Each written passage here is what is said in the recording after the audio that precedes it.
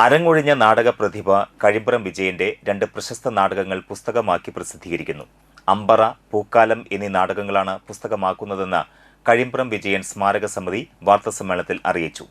1995 September 6-ന് Puthukkad നടന്ന വാഹനാപകടത്തിലാണ് കഴിമ്പ്രം വിജയൻ ഓർമ്മയായത്.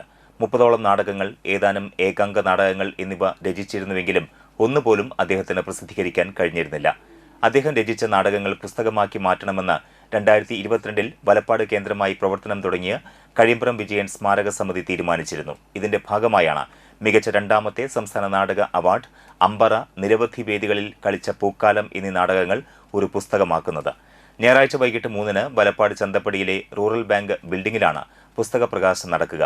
മുൻ MLA professor KU Arunan പുസ്തക പ്രകാശന ചടങ്ങ് ഉദ്ഘാടനം ചെയ്യും. എഴുത്തുകാരൻ KR കിഷോർ പരിചയപ്പെടുത്തുന്ന പുസ്തകം എഴുത്തുകാരൻ അശോകൻ ചെരുവിൽ പ്രകാശനം ചെയ്യും. എഴുത്തുകാരൻ ബക്കർ മേത്തല പുസ്തകം ഏറ്റുവാങ്ങും.